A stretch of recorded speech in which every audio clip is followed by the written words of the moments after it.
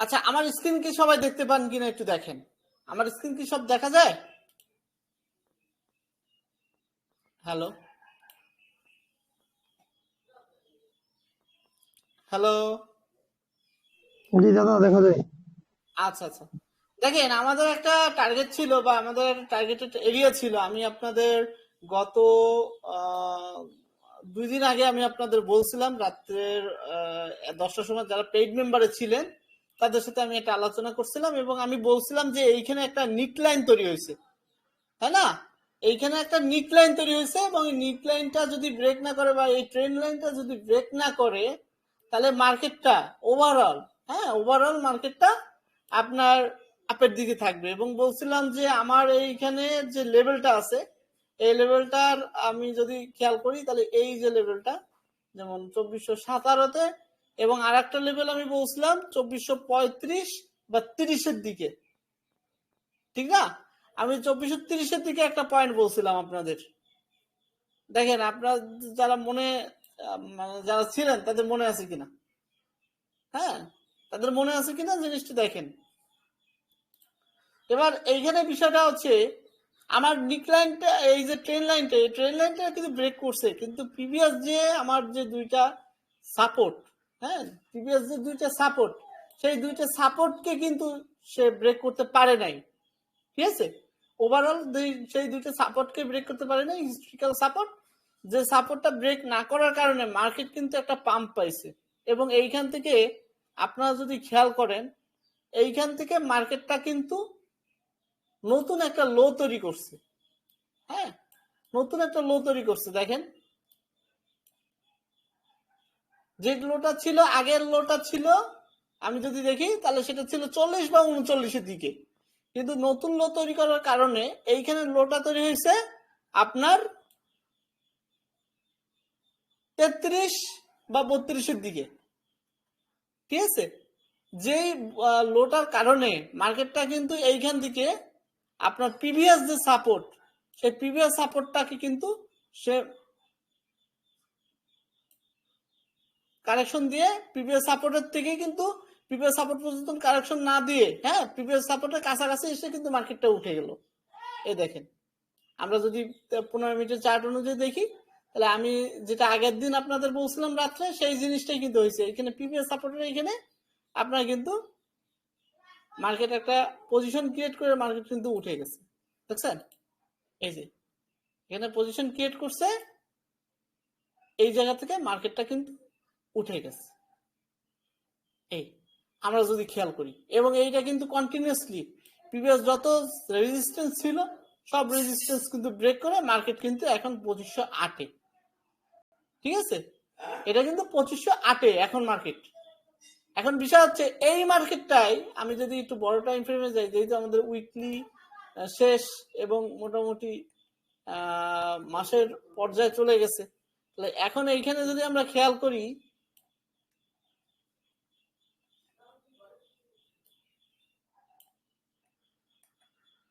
এই জিনিসটা যদি আমরা একটু খেয়াল করি তাহলে আমরা দেখতে পাবো কি, একটু জিনিসটা তোমাকে ক্লিয়ার করে দিই।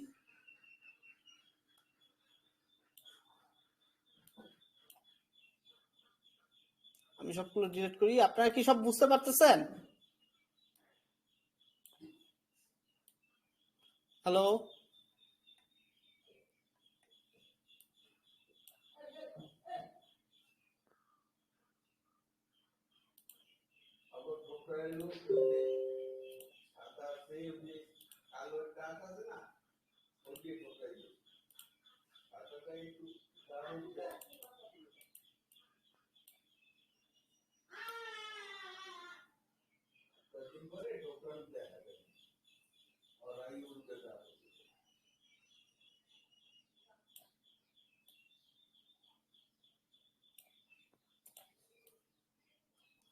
আমরা যদি এটা একটু খেয়াল করি তাহলে আমরা দেখতে পাবো এখানে কিন্তু যে যাই বলুক এখানে হিস্ট্রিক্যাল কোনো রেজিস্ট্যান্স নাই। এখানে কি আমি উইকলি চার্টে যদি খেয়াল করি আমরা কি হিস্ট্রিক্যাল কোনো রেজিস্ট্যান্স পাবো বলেন? হ্যালো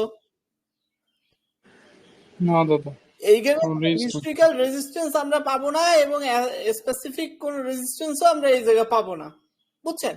এই জায়গায় আমরা কোনো রেজিস্ট্যান্স পাবো না। এখন বিষয় হচ্ছে এই জায়গাটা যেটা পাবো সেটা হলো এইখানে আমার একটা কারেকশনাল পয়েন্ট তৈরি করতে পারে বা আমার নতুন করে এইখানে একটা রেজিস্ট্যান্স তৈরি করতে পারে, ঠিক আছে?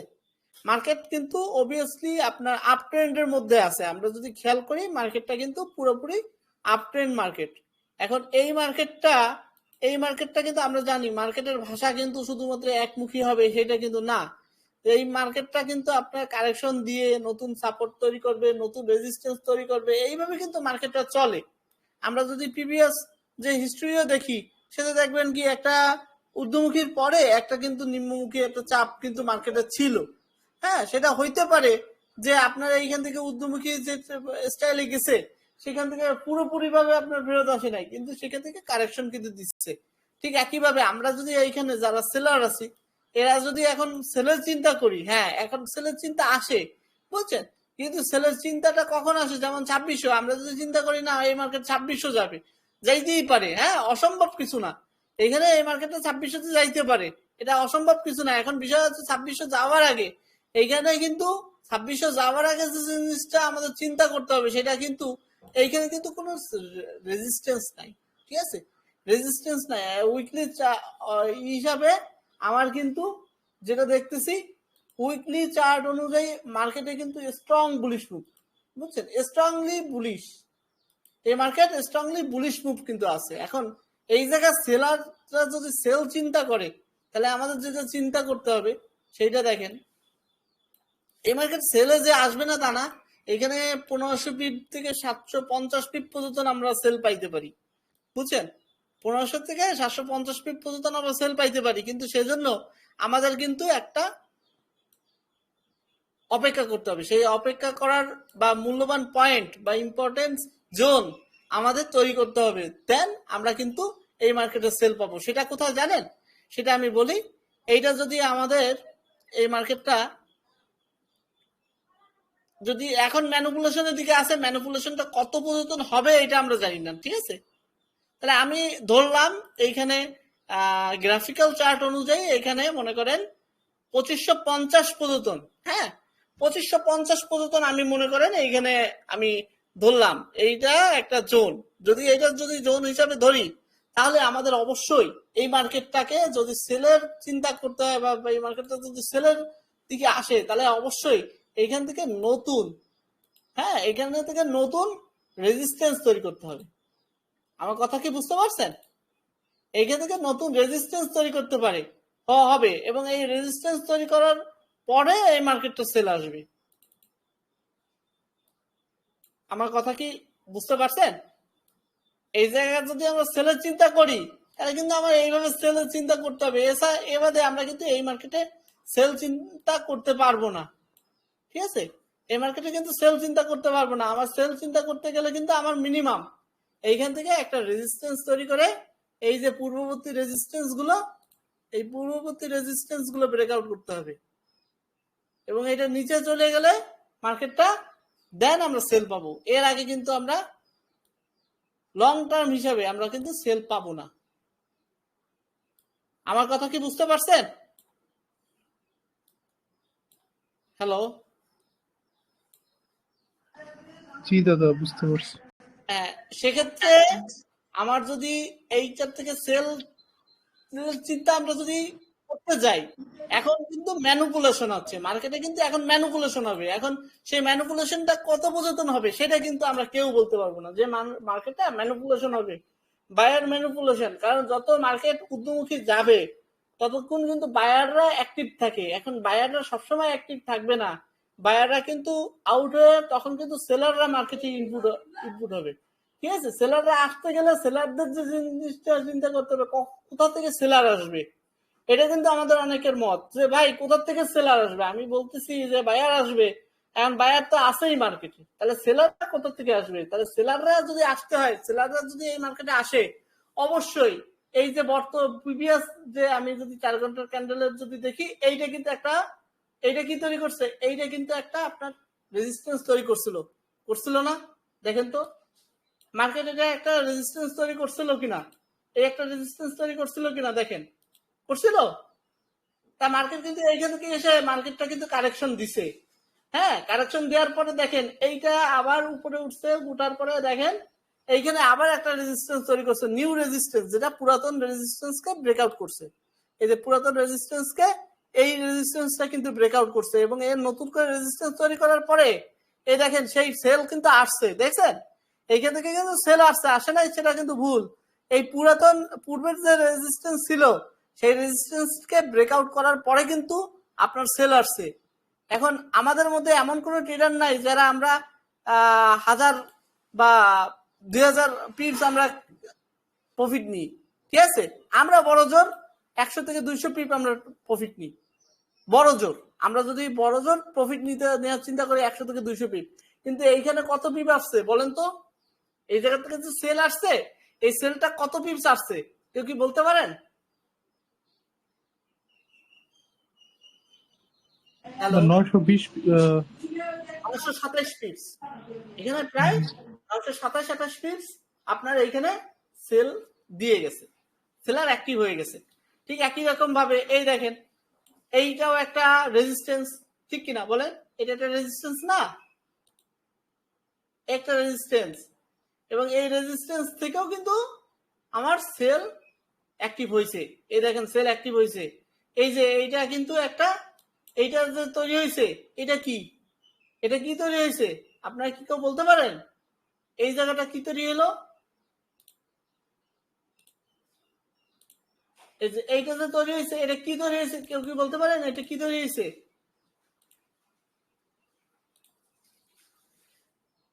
হ্যালো,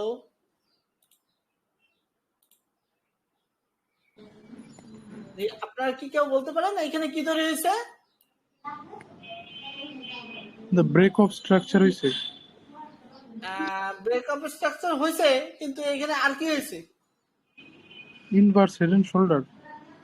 এইটা আমি আপনার বলি, এইটা ইনভার্স হেড এন্ড শোল্ডার হবে না, কারণ ইনভার্স হেড এন্ড শোল্ডার এইখানে হয়ে গেছে। ইনভার্স হেড এন্ড শোল্ডার আপনার এই জায়গাটা হয়ে গেছে, এই দেখেন, এই যে, এই যে দেখছেন, এই দেখেন, এই দেখেন, এই দেখেন। এবং এর ইনভার্স হেড এন্ড শোল্ডারের যে হইলে যে কারেকশনের যে এন্ট্রিটা আসে সেইটাও কিন্তু হয়ে গেছে। এই যে কারেকশনের এন্ট্রিটাও কিন্তু চলে আসছে, ঠিক আছে? এটা ইনভার্স হেড এন্ড শোল্ডার হবে না। কারেন্টলি এইটা কি আছে, এই যে একটা হলো যে স্ট্রাকচার হলো, এই স্ট্রাকচারটা কি তৈরি হয়েছে আমি যদি খেয়াল করি তাহলে এইটা দেখতে পাবো, এটা কিন্তু একটা র্যালি বেস র্যালি, এটা কিন্তু একটা rally base rally, rally base rally না? এটা একটা র্যালি, এটা বেস, এটা র্যালি। হ্যাঁ, এটা কিন্তু র্যালি। তাহলে এখন আমরা যদি দেখি, হ্যাঁ এইটা র্যালি, এইখানে আমার যদি সেল অ্যাক্টিভ হইতে হয় তাহলে এইখানে একটা বেস তৈরি করবে, এখানে কিন্তু একটা বেস তৈরি করবে, বেস তৈরি করে, বেস তৈরি করে আমার তারপরে কিন্তু আমার সেল হইতে হবে। হ্যাঁ, আমার যদি সেল, আমি যদি সেল চাই, সেল চাইতে গেলে কিন্তু আমার এইরকম র্যালি বেস তৈরি করবে, দেন আমার কিন্তু ড্রপ তৈরি হবে, র্যালি বেস ড্রপ। হ্যাঁ, র্যালি বেস ড্রপ এরকম হবে, দেন আমার সেল আসবে। আমার কথা কি বুঝাইতে পারছি? হ্যালো, জি দাদা, বুঝতে পারছি। এই মার্কেটটা এইভাবে আসতে পারে, কিন্তু সেই আশাটা আমি বলতেছি আসতে পারে, সেটা কখন আসবে? যখন আমার এই প্রিভিয়াস রেজিস্ট্যান্স যেগুলো ছিল এখন সাপোর্ট হয়েছে, প্রিভিয়াস রেজিস্ট্যান্স যেগুলো ছিল সেই রেজিস্ট্যান্সের এরিয়ার নিচে যখন চলে আসবে তখনই মার্কেটটা কিন্তু সেলের দিকে আমরা চিন্তা করতে পারি। এর আগে কিন্তু এই মার্কেটটা সেল চিন্তা করা কিন্তু অসম্ভব ব্যাপার, কারণ মার্কেট কতটুক পর্যন্ত ম্যানিপুলেশন করবে বা মার্কেট কতটুক পর্যন্ত সে তার নতুন হাই ক্রিয়েট করবে সেটা কিন্তু আমি আপনি কেউ জানি না, জানি? না দাদা। এখন যদি কারো কোনো প্রশ্ন থাকে এই বিষয়ে আপনারা করতে পারেন। আমি মনে হয় আপনাদের সবাইকে বলতে পারছি যে এইখানে কতটুকু পর্যন্ত মার্কেট কারেকশন দিলে আমরা সেল আশা করতে পারি।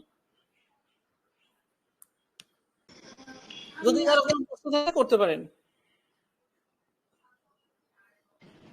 দাদা মার্কেট যদি কখনো ধরেন যে নিচে যায় সর্বোচ্চ 2200-2300 নিচে কি যাইতে পারবে মার্কেট?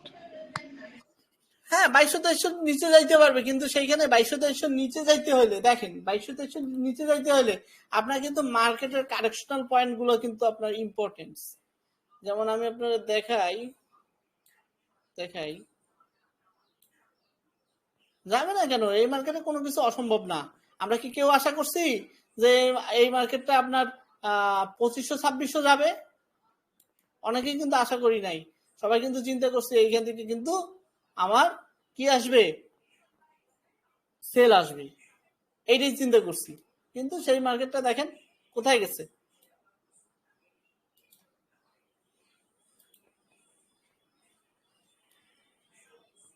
এর একটা প্রজেকশন থাকে, বুঝছেন? প্রত্যেকটা জিনিসের প্রজেকশন আছে, সেই প্রজেকশনের বাইরে যাবে না। সেটা হলো আমার যদি মার্কেটটা এখন 2200-2300 যদি যাইতে চায়, এই যে লেভেল গুলো আঁকছি আমি, দেখেন এই যে লেভেল গুলো আঁকছি, এই লেভেল গুলো আমার ব্রেকআউট করতে হবে। হ্যাঁ, এই লেভেল গুলো আমার ব্রেকআউট করতে হবে, দেন আমি এইটা আশা করতে পারি। এর আগে কিন্তু না। আমার কথা বুঝতে পারছেন?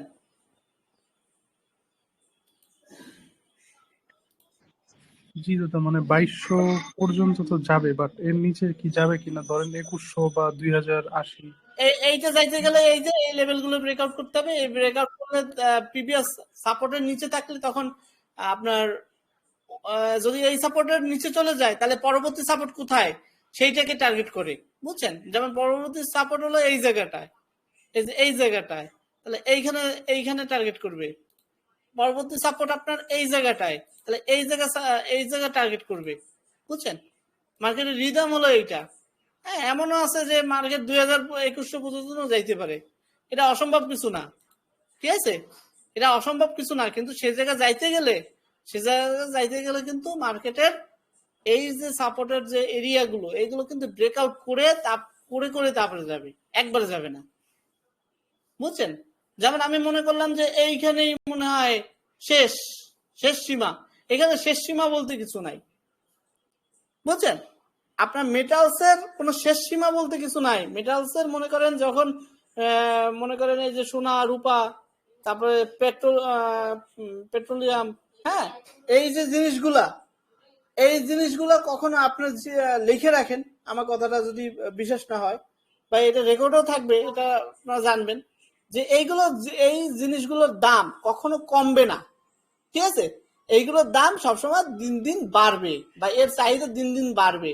তাহলে যত দিন দিন বাড়বে এই প্রাইস গুলো কিন্তু তত দিন দিন হাই হবে। এখন বিষয় হচ্ছে এইটা যেহেতু লিকুইড মার্কেট, এই লিকুইড মার্কেটে কিন্তু আমাদের একটা রুলস ফলো করতে হয়, সেটা কিন্তু আপস অ্যান্ড ডাউন। হ্যাঁ, একটা মার্কেটে কিন্তু আপস অ্যান্ড ডাউন থাকে, আপস অ্যান্ড ডাউন ব্যতীত কিন্তু একটা মার্কেট তৈরি হয় না। তাহলে আমি যদি আপস অ্যান্ড ডাউনের কথা চিন্তা করি, হ্যাঁ, তাহলে আমার এইটা চিন্তা করতে গেলে আমার কিন্তু অবশ্যই একটা জিনিস মাথায় রাখতে হবে। আমার হিস্টোরিক্যাল কোন সাবজেক্ট, সেটা সাপোর্ট হোক, রেজিস্ট্যান্স হোক, এইটা যদি ব্রেকআউট করে যদি মার্কেটের বর্তমান পজিশন অনুযায়ী যদি না চলে, তাহলে সেই মার্কেট কখনো পরিবর্তন হয় না, ঠিক আছে? হিস্ট্রিক্যাল রেকর্ড ব্রেক করতে হবে, বা হিস্ট্রিক্যাল পয়েন্টগুলো ব্রেক করতে হবে, এবং ব্রেক করার পরেই যখন তার মার্কেটের গতি যদি তার সাথে থাকে, তখন কি হবে, মার্কেটটা আপনার প্রত্যাশিত জায়গা থেকে যাবে। যেমন মনে করেন এই যে এখন বর্তমানে যে হিস্ট্রিক্যাল পয়েন্ট, এটা তো এখন গত হয়ে গেছে, পাস্ট টেন্স হয়ে গেছে, তাই না? এটা পাস্ট হয়েছে না? এই যে এইখানে যে রেজিস্ট্যান্স তৈরি করছে, এটা পাস্টে না অতীতে না, এখন বর্তমানে। হ্যালো, জি দাদা। এইটা অতীতে, এখন এটা অতীত। এখন এই অতীতের নিচে যদি চলে যায় মার্কেট, এবং অতীতের নিচে চলে যাওয়া মানে কি, এখানে বুলিশ প্রেসার না, এখানে বেয়ারিশ প্রেসার তখন উপস্থিত হবে। এর নিচে যখন চলে যাবে তখন এখানে বেয়ারিশ প্রেসার থাকবে। বেয়ারিশ প্রেসার না থাকলে তো আর নিচে যাচ্ছে না, তাই না? এই মার্কেটে যদি বেয়ারিশ প্রেসার না থাকে, তাহলে কি এই মার্কেট নিচে যাচ্ছে বলেন তো? না না দাদা, বেয়ারিশ প্রেসার। হ্যাঁ, বেয়ারিশ প্রেসার থাকতে হবে। যদি বেয়ারিশ প্রেসার থাকে, দেন তখনই মার্কেটটা ডাউনে যাবে, বা নিচের দিকে শিফট হবে, ঠিক আছে?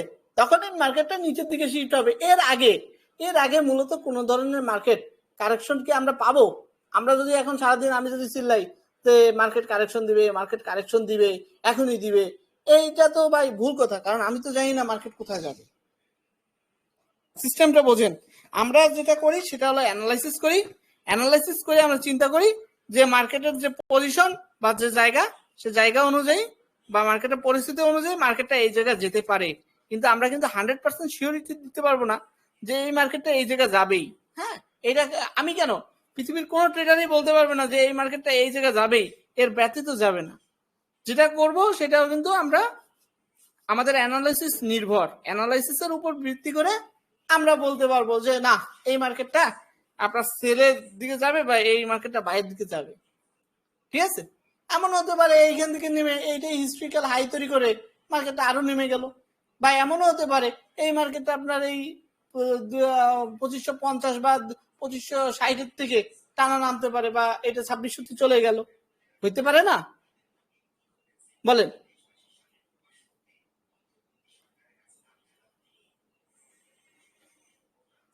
এজন্য আমাদের যেটা করতে হবে সেটা হলো আমাদের মার্কেটের যে মোমেন্টাম, সেই মোমেন্টাম অনুযায়ী ট্রেড করতে হবে। যেমন আমি আপনাদের বলছিলাম যে আমরা এইখান থেকে আমরা একটা চান্স নিতে পারতাম, এই জায়গা থেকে আমরা একটা চান্স নিতে পারতাম, আমাদের এসএলটা হয়তো প্রায় 70-80 পিপস। দেখেন, সেই আমাদের 70-80 পিপস এইখানে যদি কেউ এসএল ছাড়া ট্রেড করতো তাহলে সে কি আরো বেশি লস খাইতো না? কিন্তু এই জায়গার যে পয়েন্টটা, এই পয়েন্টে আমরা যখন এসএলটা দিলাম, তার মানে তার যদি লস যায় 70-80 পিপস তার লস যাবে। লস যাওয়ার পরে মোটামুটি সে পরবর্তী পজিশন খুঁজবে। তাহলে এইটা যেহেতু হিস্ট্রিক্যাল কয়েকটা রেজিস্ট্যান্স ছিল, তাই মানুষ তো কোথায় থেকে ট্রেড করার চিন্তা করবে? রেজিস্ট্যান্স থেকে কিনা, বলেন। আপনি যে স্টাইলই ফলো করেন, আপনি এসএমসি দেখেন, আপনি আইসিটি দেখেন, আপনি ইলোট্রেড দেখেন, যে স্টাইলই ফলো করেন না কেন, আপনার সাপোর্ট রেজিস্ট্যান্সের গুরুত্ব দিতে হবে, এটা মাস্ট বি। হ্যাঁ, আর সাপোর্ট রেজিস্ট্যান্সের গুরুত্ব দিয়ে মার্কেটের পজিশন অনুযায়ী যখন দেখবেন না মার্কেট আপনার এইখানে এই এন্ট্রিটা প্রফিটেবল, আপনি কিন্তু সেই প্রফিটেবল এন্ট্রিটাই কিন্তু আপনি নিবেন। হ্যাঁ, সেটা আপনার দেখেন, এই ব্যবসা করতে গেলে শুধু লাভ হবে এটা না, আপনার এই ব্যবসা করতে গেলে লসও হবে, এই চিন্তা করি। এখন এইটার থেকে যদি মার্কেট পড়ে যেত, সাপোজ এই জায়গা থেকে মার্কেট যদি পড়তো, তাহলে পড়তো কতটুক? এতটুক পড়তো। পড়তো কতটুক? এতটুক পড়তো। তাহলে আপনি কিন্তু রিটার্নসও কিন্তু পাচ্ছেন বেশি। ঠিক আছে, এই জন্য পজিশনাল এন্ট্রি গুলোতে আমাদের ওয়েট করতে হয় অথবা রিস্ক নিতে হয়। আমার কথা যদি বুঝতে না পারেন জিজ্ঞেস করবেন। আমাদের পজিশনাল এন্ট্রি গুলো আমরা যখন নিব, পজিশনাল এন্ট্রি গুলো আমরা নিলে কি করতে হয়? আমাদের এই পজিশনাল এন্ট্রি গুলো নিতে গেলে আমাদের নয় রিস্ক নিতে হয়, নয় এইখান থেকে অপেক্ষা করতে হয়। যেমন এখন যদি আপনি বলেন যে দাদা আমি এইখান থেকে কি এন্ট্রি নিব, আমি আপনাকে কি বলবো, এইখান থেকে আপনি এন্ট্রি নিয়েন না। কেন? এইখান থেকে আপনি অপেক্ষা করেন, আপনার যদি মার্কেটের সেলাররা অ্যাক্টিভ হয় বা সেল মোমেন্টাম যদি তৈরি হয়, আপনি তখন এন্ট্রি নেন। আর এইখানে যদি আপনি এন্ট্রি নেন, আপনার লোয়ার লটে আপনার ব্যালেন্স যদি থাকে, তখন আপনি লো ভলিউমে আপনি ট্রেড করতে পারেন আপনার এসএল দিয়ে। সেটা কিন্তু আমি আপনাদের দেখাই দিছি। যেমন এখন যদি কেউ এসএল দিতে চায় লোয়ার লটে, আপনি মনে করেন 0.01-এ, আপনি যদি এইখান থেকে যদি আপনি এসএল দিতে চান, আপনি 25 পর্যন্ত দিতে পারেন, আপনি 20 পর্যন্ত দিতে পারেন। হ্যাঁ, তাহলে এইটাও যদি আপনি এসএল দেন তাও তো অনেক, তাই না? আপনি 20 পর্যন্ত দিলে এখনো 120 পিপ, ঠিক কিনা বলেন? জি দাদা, কিন্তু এই দিক থেকে তো মার্কেটটা পড়ার সম্ভাবনাই অনেক বেশি, তাই না? হ্যাঁ তো হ্যাঁ হ্যাঁ, এটা হচ্ছে যে আপনার প্রায় 750 থেকে আপনার প্রায় আপনার 1200 পিক্সের মতো এখন ফল হওয়ার সম্ভাবনা আছে এই জায়গা থেকে। তাহলে তো দাদা এদিকে এসএল না লাগাইলেও চলে। ধরেন যে $200 একটা অ্যাকাউন্ট 0.01 সেন্টে যদি কেউ এসএল ছাড়া ট্রেড না করাই বেটার ভাই, এসএল ছাড়া ট্রেড না করাই বেটার। ঠিক আছে, এসএল আপনার $200 ব্যালেন্স আপনি যদি এসএল ছাড়া করেন, দেখা গেল আপনি $20 $30 আপনি লস ক্যারি করবেন, কিন্তু সেই $20 $30 লস ক্যারি না করে ওইটারে আপনি ভাইঙে ভাইঙে ট্রেড করেন, ওইটারে আপনি 4 ভাগ করেন, 4 ভাগ করলে আপনার ভাগ্যে কত আসে? $5 করে, তাই না? $5 করে, তাহলে $5 করে 0.01-এ আপনার এসএল আসে কত বলেন? আপনার এসএল আসে 50 পিপ করে। তাহলে আপনি চারটা এরিয়াতে আপনি কিন্তু ট্রেড করতে পারতেছেন, যেখানে হোল্ড করে রয়েছেন, যেখানে একটা এন্ট্রি হোল্ড করে রয়েছেন সেখানে কিন্তু চারটা পজিশনে আপনি ট্রেড করতে পারতেছেন 50 পিপ প্লাস নিয়ে, তাই না? এখন 5টা এরিয়া থেকে কিন্তু আপনি কি লস করবেন বলেন? আপনি 2টা এরিয়া থেকে লস করবেন, 3টা এরিয়া থেকে কিন্তু আপনি প্রফিট নিবেন, প্রফিট কিন্তু পাবেন। হিসাব করে দেখেন। ছোট ব্যালেন্সে কখনো আপনারা হোল্ড করে থাকেন না, কারণ ছোট ব্যালেন্সে হোল্ড করে থাকলে সমস্যা। আমি আপনাদের আমার একটা এন্ট্রি দেখাই, আমি কত বড় ভুল করছি আমি আপনাদের দেখাই। আমার 65 থেকে এন্ট্রি ছিল, বুঝছেন? আমার বাই এন্ট্রি ছিল 65 থেকে।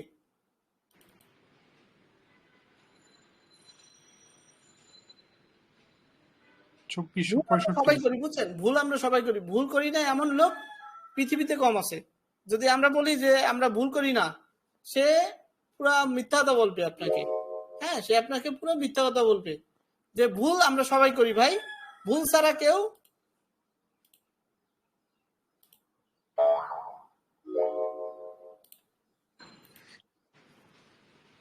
এই যে দেখেন,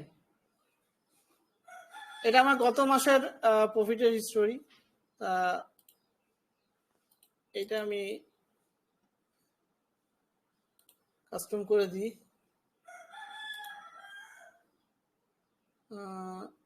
কাস্টম পিরিয়ড 3 days, হ্যাঁ 3 days তো দেখাই। দেখেন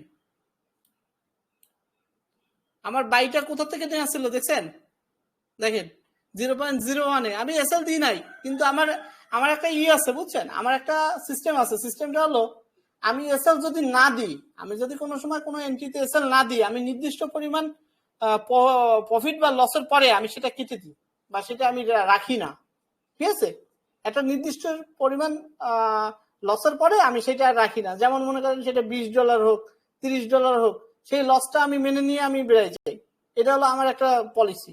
হ্যাঁ, আর মনে করেন এসএল যদি দিই, মনে করেন অনেক সময় আছে না যে এসএল মনে করেন বা নেট থাকে না বা থাকে না, এরকম পর্যায়ে এসএল দিয়ে তখন কাজ করি। তবে এটা করা আমার ঠিক হয় নাই, কারণ ওই যে দেখেন আমাদের মাঝে কিন্তু যখন আন্দোলন হয়েছে তখন কিন্তু আমাদের 6-7 দিন কিন্তু আমাদের কিন্তু নেটের সমস্যা করছে। ঠিক আছে? তাহলে এসএল এ যদি আমরা না দিয়ে থাকি, তাহলে কিন্তু আমাদের ব্যালেন্সটা যদি ব্যাকআপ না দিতে পারে, আমাদের ব্যালেন্স কিন্তু জিরো হওয়ার সম্ভাবনা আছে। তা দেখেন আমার বাইটা কোথা থেকে দেখছেন? এই দেখেন 66 থেকে 68 থেকে। এই বাইগুলো এখন থাকলে আমার ব্যালেন্সের অবস্থা কি হতো বলেন? আমি যে ভুল করি না বা আমরা যে ভুল করি না, এটা কিন্তু ভুল কথা। দেখছেন আমার কিন্তু 66 থেকে আমার বাইক ছিল। তাহলে এই 66 থেকে আপনি ধরেন 66 থেকে আমি প্রায় 300 পিপের উপরে, হ্যাঁ 300-400 পিপের মতো আমি কিন্তু মিস করছি। শুধুমাত্র আমার সমস্যাটা কি ছিল? আমার সমস্যাটা ছিল বা আমি যে চিন্তা করছিলাম, সেই চিন্তাটা হলো যে আমার যেহেতু 2টা লট বড়, সেই তো আমি কি করি, আমি ওইখানে আমি অল্প প্রফিট আমি ক্লোজ করে দিই। এটা কিন্তু আমার ভুল ছিল। হ্যাঁ, এটা কিন্তু আমার ভুল ছিল। এখানে যদি আমি এসএল পর্যন্ত ওয়েট করতাম বা এসএল দিয়া যদি এখানে আমি এসএল পর্যন্ত ওয়েট করতাম, আমার কি সমস্যা হতো বলেন? এই হ্যালো, ট্রেডটা কবে নিয়েছিলেন? শুক্রবারে? হ্যাঁ হ্যাঁ, আমি এইটা যদি এসএল দিয়ে আমি যদি এইটা ফেলাই রাখতাম, আমার কোনো সমস্যা হইতো কিনা বলেন? না না, এটা এখন রাত পর্যন্ত দেওয়া উচিত ছিল মানে। হ্যাঁ, এখন দেখেন এখন দেখেন বিষয়টা এখন আফসোসের না। বিষয়টা হলো এইটা একটা সিস্টেম বা এইটা একটা আপনার ট্রেডিং সাইকোলজি। এটা আপনাদের দেখালাম একটা কারণে। এটা কিন্তু একটা ট্রেডিং সাইকোলজি যে না, আমার একটা দিনের প্রফিটের পরিমাণ আমার যখন হয়ে যাবে, তখন আমি কিন্তু আর ওইখানে ওয়েট করব না বা আমি ওইখানে কিন্তু থেমে থাকবো না। আমার কথাটা বুঝেন?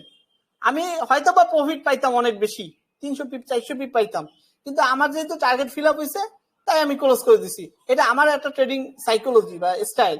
কিন্তু ওই যে আপনি বললেন না একটা ট্রেড আপনি হোল্ড করে থাকবেন, হ্যাঁ এসএল দেবেন না, এইটাই আপনাকে বুঝালাম যে এসএল দিলে আপনার ক্ষতি নাই। বুঝছেন? এসএল দিলে ক্ষতি নাই। এসএল ছাড়া যদি আপনি ট্রেড করতে চান, অবশ্যই আপনি একটা নির্দিষ্ট লস মানবেন, একটা নির্দিষ্ট লস মেনে তারপরে আপনার কিন্তু বেড়ে যেতে হবে। এসএল কিন্তু পুরোপুরি ভাবে আপনি করতে পারবেন না। যেমন আমি যদি আপনাকে আর একটা জিনিস দেখাই, বা আপনাকে বোঝানোর জন্য যদি আর একটা জিনিস আপনাকে যদি দেখাই, সেটা আপনি দেখেন।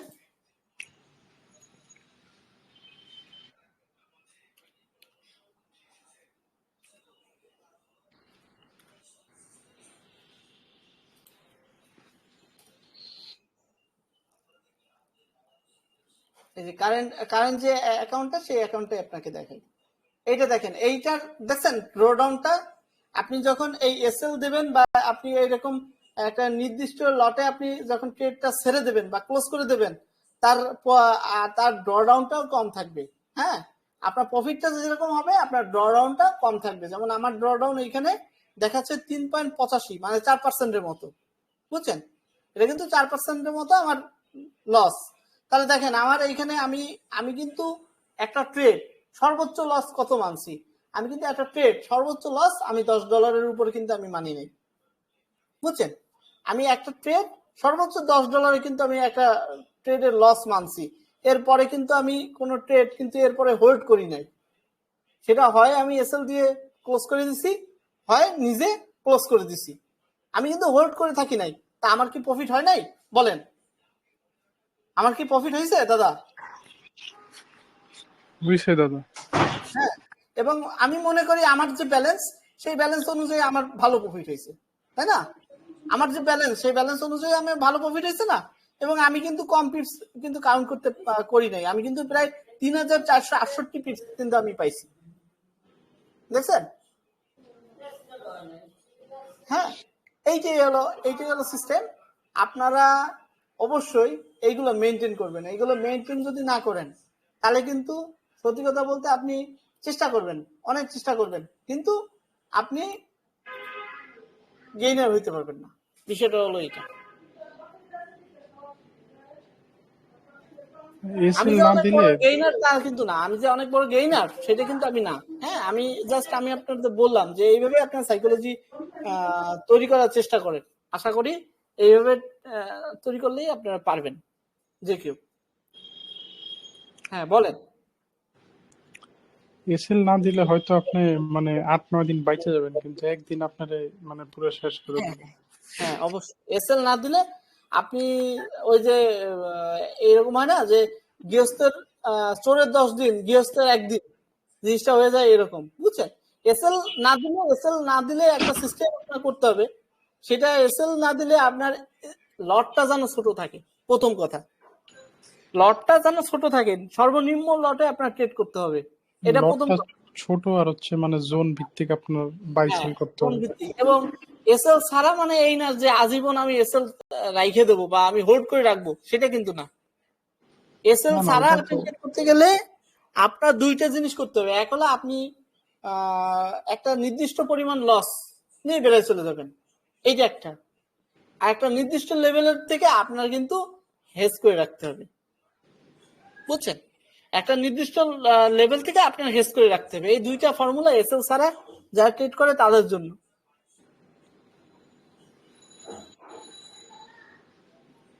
দাদা, ওই যে ফার্স্টে আপনি এক্সপেন্স নিয়ে বলতেছিলেন যে মানে ওদের মানি গ্যারান্টি নাই, তো এটা একটু জানতে চাইতেছিলাম যে মানে ওদের কি স্ক্যাম করার চান্স আছে বা এরকম কিছু নাকি? হতে পারে, দাঁড়ান দেখাচ্ছি। আমি মুখে কিছু বলবো না,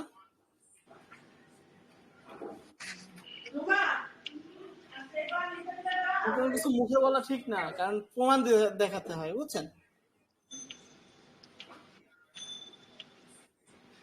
আমার তো এক্সেলেন্সের সাথে কোনো নাই যে আমি এক্সেলেন্সের নামে বদনাম করলে আমার হয়তো কিছু একটা দিবে, এরকম কিছু নাই।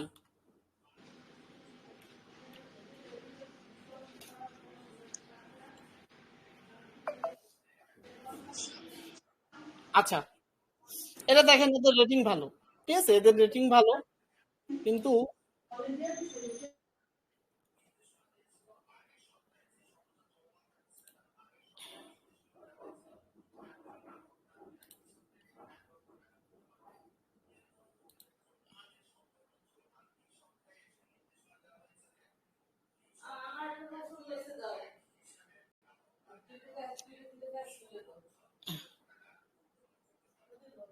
এই দেখেন এদের আপনার ব্রেঞ্চ মার্ক হলো এ, এবং MT4 MT5 এর ফুল লাইসেন্স কাদের? এই এক্সপ্রেস এর MT4 MT5 এর ফুল লাইসেন্স সিস্টেমটা হলো ইন্ডিয়ার। হ্যাঁ, এই যে যে জিনিসগুলা এইগুলোর ফুল লাইসেন্সটা করা হলো আপনার ইন্ডিয়ার।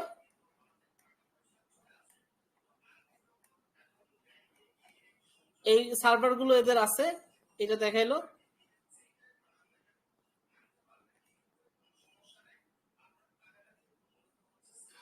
হ্যাঁ, এদের এইটা আর কি ব্রোকার, বুঝছেন? সাইপ্রাসের হলো এদের আছে। একইভাবে আপনি যদি এফপি মার্কেটে দেখেন,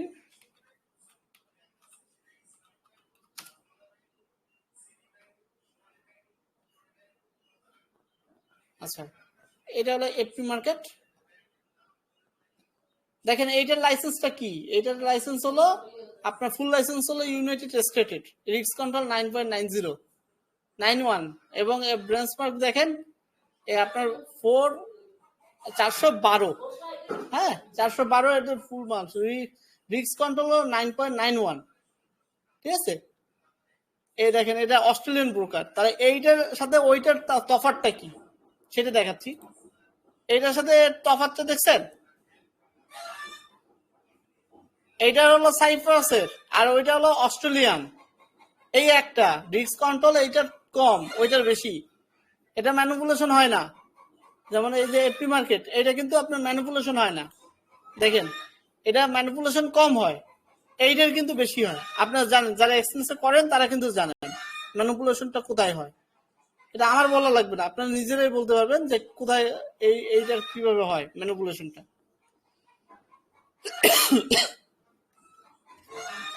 এই আর কি। এক্সনেসে দাদা যে মানে আর কি ট্রেড নিলে যেরকম নেগেটিভে চলে যায়, এফপি মার্কেট সে কি যায় না এরকম?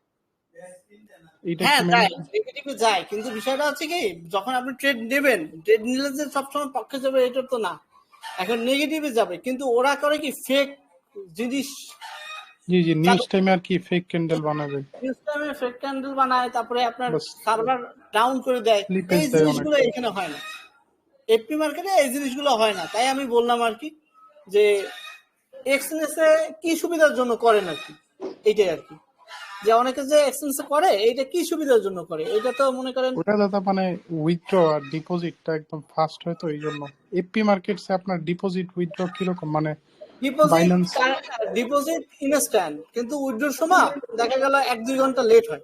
এটা যে কোনো ভালো ব্রোকার থেকে আপনি নিতে গেলে আপনার 1-2 ঘন্টা লেট করবে, কারণ ওদের অনেক কিছু নিয়ম মাইনে করতে হয়, বুঝছেন? এটা কি বাইন্যান্সের মাধ্যমে করা যায়? সবকিছুর মাধ্যমে করা যায়। আপনি এখন কোন কোন ব্রোকার ইউজ করতেছেন বর্তমানে? আমি শুধু এফপি মার্কেটে ট্রেড করতেছি আর একটা ফান্ডিং কোম্পানিতে ট্রেড করতেছি। এফপি মার্কেটসে কি আপনার ওই যে আছে মানে কপি ট্রেডিং এর কোনো আছে ওদের আছে মানে? আছে আছে না, তাই না? আছে, এফপি মার্কেটে ট্রেডিং আছে।